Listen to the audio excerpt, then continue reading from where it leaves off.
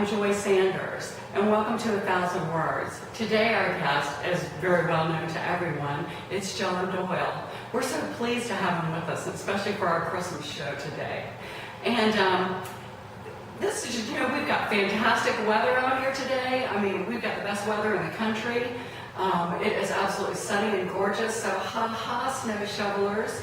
But I just wanted to say a few things about John's work before we get in there. You can always look up his biography and read his books. And I know that your second book has come out for a couple of years now. It's actually the third book, yes.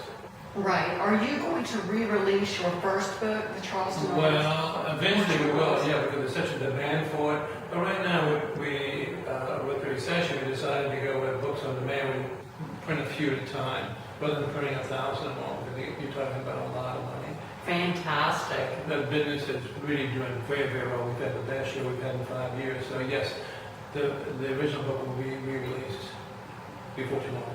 Wonderful. One of the things about John's work, he is definitely one of the quintessential Charleston artists and impressionists, and I can remember being absolutely in love with his work from the moment I walked into Miskin's many years ago, and I am still in love with the original A.W. Shutt's Oysterman painting. And, over the years, you've done all sorts of different things. Is there a subject that you like the best, or do you like kind of ranging all over? I like ranging all over. And to me, this is going to sound very, very trite. I teach also. I teach one-on-one. And what I teach my students is light. So whether it's light on a still life, or on an African-American throwing a cast net, or reclining nude, or a leaping fish, it's light. And once you do that switch in your head, not the subject, but the light hitting a subject, then you can paint anything. Absolutely. So I think the only thing I've missed painting, I don't think I've ever painted an airplane, I think. Other than that, I think I've painted everything else under the sun. I guess we'll look for that. Yeah. Another thing about John is you are a self-taught painter. Yes, let me tell you a little story about that. I did go to a school, it was in Atlanta in 1963. But the problem was, the fashion was still abstract expressionism. And I wanted classic academic training, and it was very difficult to get that anywhere in America. Now, things have changed. The Florence Academy in Florence, Italy really changed everything. And so now we have ateliers of small schools where you don't get a degree, you go to study and learn how to paint a hand, how to draw. And that was not available. And so after 3 months, I said, I've had it. I joined the Coast Guard for 4 years and went to college and studied journalism of all things. And I didn't pick up a paintbrush until I was 30 years old. Wow. And then from there, I started making every mistake you can imagine, which I would call teaching myself. And we had a group where we would get together, and once a week we'd draw. We'd have a model come in. Nobody had any money, so we put $1 in a hat, and we'd meet 15 people. The model would be paid. And when I look back on it, that's exactly what I'd be doing if I went to the Florence Academy. Is drawing and drawing and drawing. Over hundreds and hundreds and hundreds of drawings.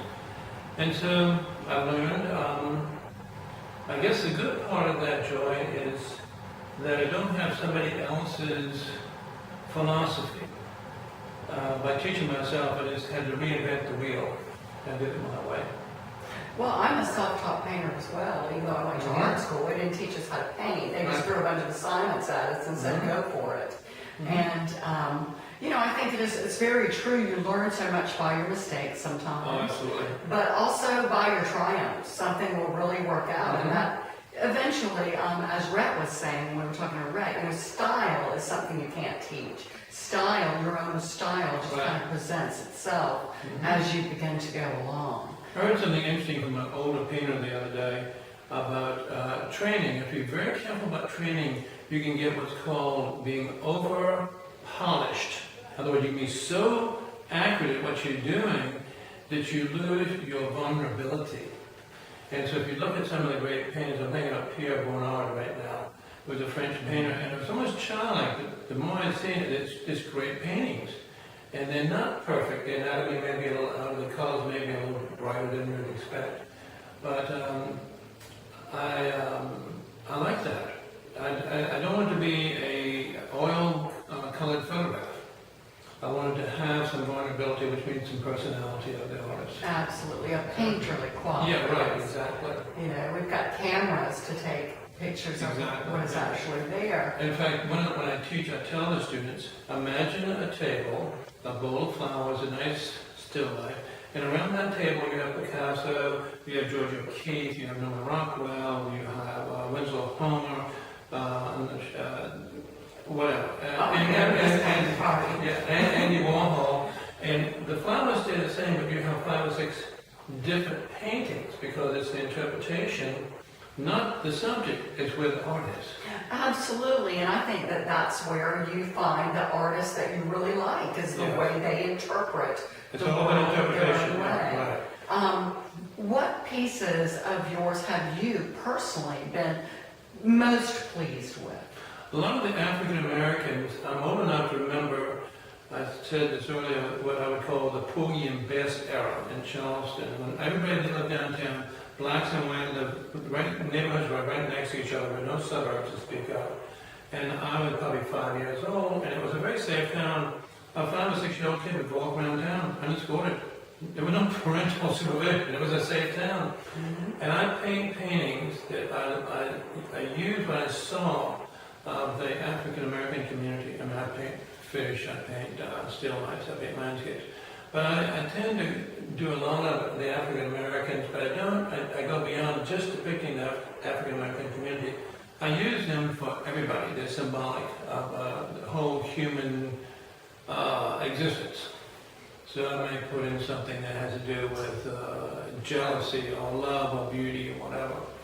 So it's a very Geechee culture. It's a very colorful culture, and that's fun to paint. But anyway, people ask me all the time, what is your favorite painting? And I really can't answer that. There's so many that I really like. It seems like the ones that are the best are the ones I don't remember painting. You get in such a trance, it's like you become a child playing. And in fact, this is back to one of the things I would say to anybody, is learn to play with the paint. And just sort of let it happen. And there's another school of thought in which we already know how to do it. And I think, wait a minute, there's a certain skill. Yes, there is. But if you try and you really look within yourself, you already know how to paint. If you really are, if you have talent, now let me say something about talent. Talent is not knowing how to do it. Talent is a desire to know how to do it. And it's been said is that if you have talent, even the devil can't stop you. And if you don't have talent, even God can't help you. I can agree with that, absolutely. Yeah. So the talent, and this is what a lot of people who are not artists make the mistake of thinking, oh, they just have talent, so they know how to paint. No, I've been painting for 43 years. And this is the true statement. I'm just getting the hang of it. I have made 900 and something mistakes. I'm making less mistakes now. And also there's another thing about painting, as opposed to the arts. You know, the dancers are pretty much, their careers can be over by the time they're 30, if they last that long. Singers may last a little bit longer. Tony Bennett is still singing at 85, but a lot of singers don't go past 40. Actors, they get weeded out. But what happens is, in painting, you don't get a Shirley Temple who can sing and dance at 4 years old, or Mickey Rooney. Nobody I know knows how to paint at 4 years old in a classic way. They do some abstract painting, yes, and it can be very nice. But this is the longest of all the arts to learn how to do. And so some of the great artists really didn't hit their stride until they were 50. Absolutely. And never retire. yeah, and then also, I think Picasso said something like this, it took him a lifetime to paint like a child again. And so I'm getting there. I'm getting looser, more fun, painting things that come from within me rather than from without.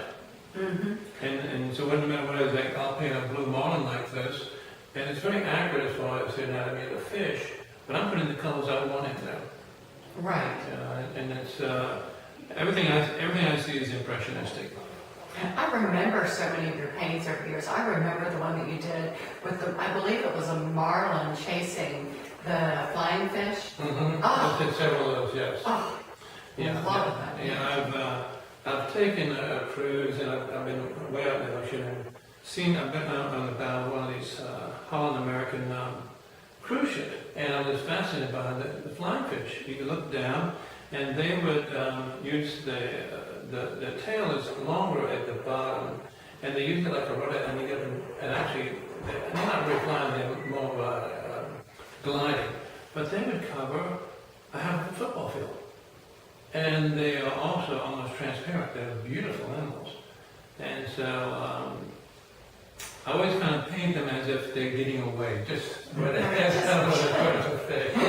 Even this right here. This fish has been stunned, but we were telling people that it's a mahi-mahi, or what would used to be called a dolphin. It'll get away. Yeah. I like that. Yeah. So I imagine your love of painting in the ocean and all that stuff when you were in the Coast Guard, just being surrounded And by also built boats for a while. so Boating with my whole life for about 30 years. Now, Queen Mary II is my statement of the Queen Mary II. right on. Yeah, no more getting beat up and getting sunburned and getting your knuckles scraped and all And I that. get to do another interview if you do that right. Oh yeah. Yeah. The ocean is something I have awesome respect for. You do not mess with it. You don't play around in the ocean. It's treasure. Beautiful. It's a very powerful giant that we live right next to, and you don't go poke it in the nose. No, like I said, don't yeah. poke a leopard with a stick. That's right. So is your favorite color blue or green? I tend to lean towards the cooler colors, the blues and the greens. Yes, I can buy a tube of what most people call fire engine red. It's cadmium red or cadmium red light. I can buy a tube of that and it'll last me 2-3 years. Most other colors last 2 weeks. I like things that are more soothing, and also I like the idea of them going receding into the background. As things recede, they lose their intensity. So if I have a red, it would be more of a brick red, or what I would call a Chinese red. But it looks bright, but it doesn't, it's not like noisy. It doesn't hit you in the face. It stays back. So, a lot of blues and a lot of greens in my paintings. You've done that brick thing in some of the blues posters and stuff where you use the brick like that, kind of tone it down with the green. And Yeah, these are complements, and I work them next to each other. Or if you mix the complements together, it calms it down. So, it's my colors. Everybody thinks my colors are very bright, but actually, it's more of impressionism where you put a complement or a friend next to another color, and it makes both colors vibrate. Surratt? Yeah, exactly. Oh, actually, a lot of dots, but I don't get that technical. Boylism, that's... Yeah, but that was, it's interesting. That Yeah, it's interesting being self-taught. When I was paint originally the skin of African American, I was trying to get a certain color, and I just went and buy a dark brown paint. I don't do that now. I use a 3 colors, which is called a Zorn palette. It's very simple. There's a Swedish artist named Andrew Zorn, Z-O-R-N. I use a bright yellow, a very dark blood red, which is called alizarin crimson, and a blue. These are the primary colors. Ultramarine blue with white to just lighten it. And I paint now African American skin with lavenders and impressionistic colors, and I make that dark color glow from the 3 colors. In fact, I paint most of my paintings with a very limited palette, maybe no more than about 5, maybe 6 colors. What would you say in your career has been one of the most influential or changing events? That's an easy one. I used to drink a lot.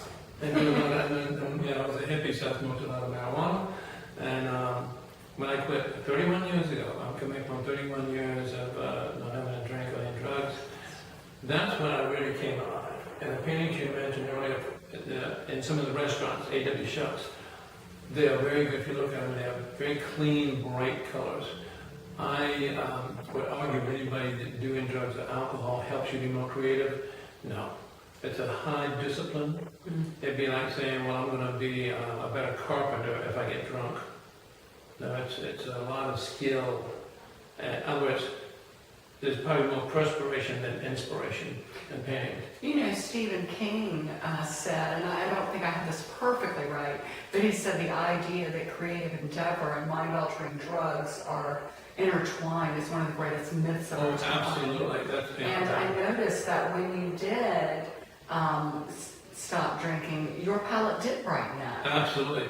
Actually, all my senses came alive. My hearing increased, my eyesight increased. I mean, all my senses came alive. In fact, now I have a very difficult time with crowds.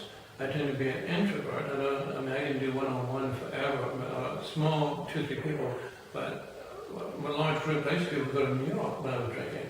Didn't think a thing about it, just drive right into Manhattan. My little Volkswagen Beetle, listening to Rolling Stones, you know.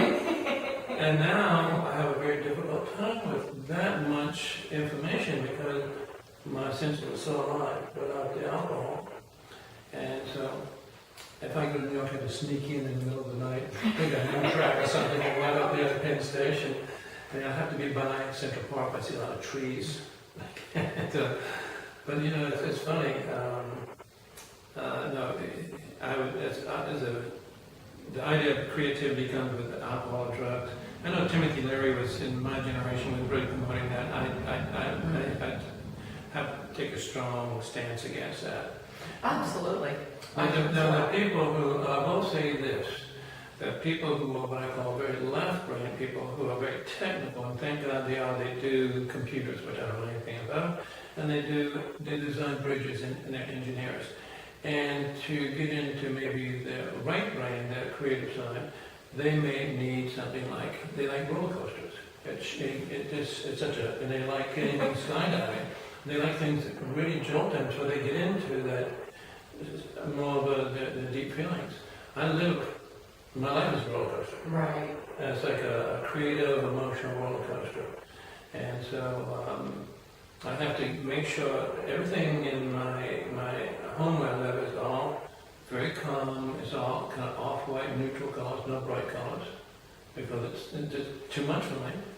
And no cabin red in my life, and no skydiving, and no roller coasters. So, My house would drive you crazy. yeah. It's bright. But I understand that, and that's the majority of the world are extroverted people, and they get their energy from externals. So, they go to football games, and they get in 80,000 people. They just get so alive.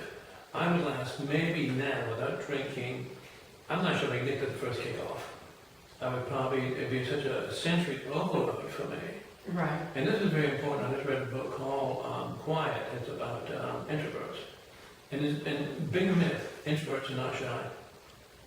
They're not shy at all. What they do is they get their batteries charged, usually in a solitary thing where you get a poet or a writer that is just sitting there and creating fiction coming from within them. And that's where I paint. Now they're extroverted type of painters too, and they usually go on trips. And let's go on a trip to Italy. Let's don't go by ourselves. Let's go paint together. And I'm the opposite. I usually work in a solitary environment. But then I go. I have a lot of friends, and I go balance off by seeing them in the afternoon. Go visit people. I too am an introvert, and I recall when you did the dressmaker's dummy. Oh, Picture, yeah. what you had to say about that. And I actually made myself step out of my comfort zone. If you recall, by stopping you and speaking with you and telling you how much I appreciated what you had to say with that. Well, that was before I read this book called Quiet. The name of that painting was the Stay at Home Prepares to Venture Out. And what happened, it was about an introvert, but the introverts, what happened with them is that the well-meaning extroverts think, well, you'd be better off if you get out more and you'd be a little bit more like us. And it is true, you get out a little bit more. But the truth is, the introverted person, and there are a lot of very creative people, they get burned out very fast. It's just because they're taking in maybe 30 or 40 times more information than the average person taking in. I'll give you an example. I would argue, I think I have a strong case that there's such thing as dyslexia. Because I'm seeing, okay, let's just say if I see the number 8, I'll say 33. So that you cut it right down the middle, it's 2 3s stuck together. So that's the only possibility. And if you look at 55, I'll say 22. You turn it around upside down, look at it. Oh, yes. So that's all the possibility. And like the letter, the lowercase b, you flip it as a d, you turn it upside down as a p, and flip it as a q. I see all those possibilities. And when I say the creative person sees more, I'm giving you real examples. And so I will, if I'm looking at the page, I'll see the bottom word and the top word at the same time. But then when I'm painting, if I put a color here, I want to see how it affects this side. Everything, every splash of water, every movement, it has to be all connected with the whole painting. And so I see the whole world that way. And so when I come to reading dyslexia, I just see them as shapes. I don't see them as words, I see them as shapes. Like the letter 7 is a nose. You got it? You turn upside down, it's a nose, right? And it's fun, but it's not good to make good grades. I think there was one poor fella in high school that was below me. We had only 63 people graduated. I think I was 61. But I know I'm 62 and he was 63. I was second to the bottom of my class. Well, John, what would we have done in Charleston if you'd have followed some other path and not became an artist, though? We would have just followed I it. still don't like going to school. It makes me nervous. And then this is back to, there's a term called agoraphobia, which basically means fear of marketplace agriculture. And I was going to study at the American University for 1 year. They took all the blood samples and all that stuff. And they had half a dozen psychiatrists working on the study of people with agoraphobia. I was thinking that I'd ask them now, what's the difference between an introvert and an agoraphobic? Maybe I'm not agoraphobic at all. Maybe there's no such thing. Maybe it's just introverts that are forced into crowds and they feel very uncomfortable. Yeah, and they just need that quiet time to recharge. Right. Well, think about an extroverted person, and thank God they are, because these are leaders. These are people who take charge, and I think they do a good job. But think of an extrovert put in a, just for a weekend, let's say, you put them in a Holiday Inn room with no television, no telephone, locked in there for a weekend to eat food, they'd be very uncomfortable. It'd be like almost like solitary in a prison for them. I can do that all day long. You know, I can entertain myself, give me a whole ream of paper and some pencils, I can entertain myself for the entire weekend. Friends have asked me before why you never ask anyone to go with you, because I'll go on photo shoots out in the woods. And I really like going by myself and seeing what I encounter. Plus, I'm very quiet. I get great bird shots and animal shots. But you're not being antisocial. No, but it's just when I'm taking people with me, they make so much noise, I just get some pictures of trees and shadows. So I find it. Yeah, it took a long time for me to take, the old thing to the own self be true. But that's a lifetime to find out who you really are. Because I've been trying to be an extrovert all my life, and I'm not. And so that was almost as big as I stopped drinking 31 years ago. And I was like, aha, I've been trying to be something I'm not. And there's nothing wrong with it. It's not that I have a fear of people. I like people. In fact, I can talk all day like a one-on-one, very personal, very deep subjects. I'm not interested in shallow things, but I think a lot of people don't get too personal. I found out, it's like in dating, you don't say, well, tell me about your childhood. What were you scared of? What were your hopes and dreams? No, you just talk about how about those Knicks? Right. How about one of your favorite football players or something? How about what's Lindsay Lohan doing these days? Has she been in out of jail? And then people like that. The introverts tend to. I read something the other day. That introverts tend to be more honest than extroverts. Yeah, it's and enlightening, actually. I'm not saying no extroverts are lying. I'm just saying they tend to go inward, and they tend to ask themselves a lot of questions. Where the extroverts out there not analyzing life, they're living life. intro tend to analyze and study life. Not to say they don't participate in life. I did a lot of sailboat racing, and I played football 1 year in college, which I wasn't doing then. And I built boats, and that's one that I was like a hermit. But I tend to be very comfortable in my studio. Where, it's a very beautiful studio.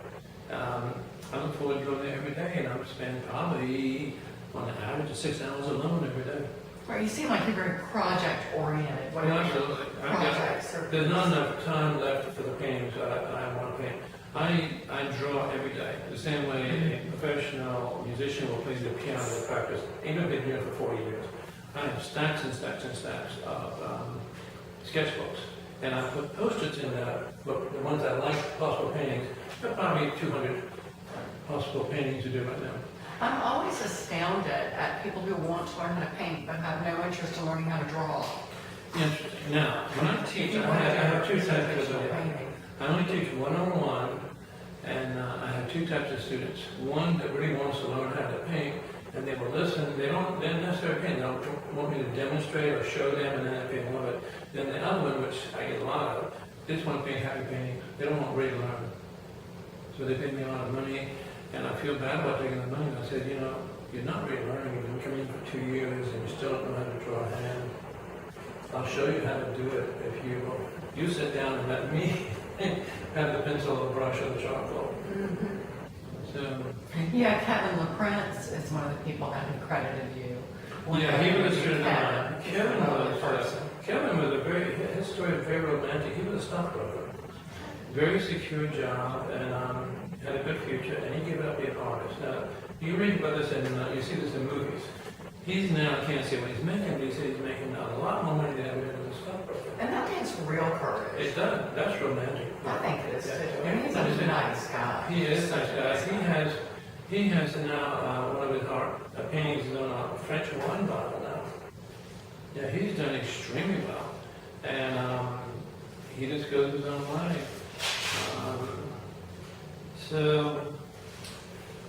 What else?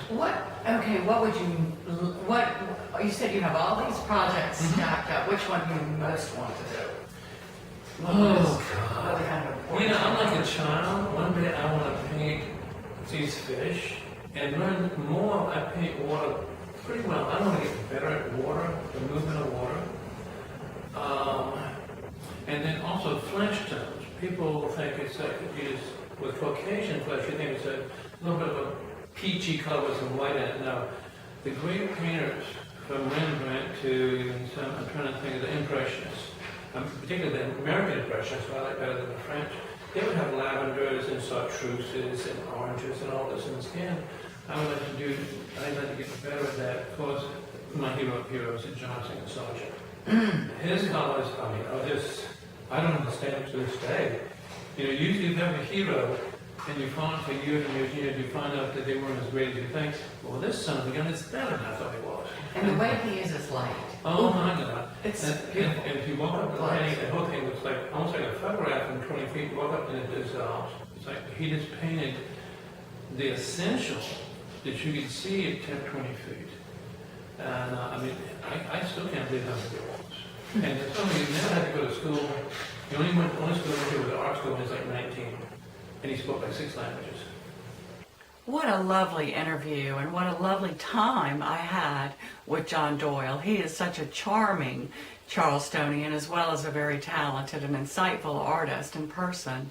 I also wanted to say thank you to Angela. There is a reason that the word angel is in Angela. She was just lovely to us. I wanted to say too, thank you so much. Merry Christmas from all of us here at the Charleston Times Television Network, and from me personally, Joy Sanders. Have a very happy holidays, and we wish you a very happy New Year.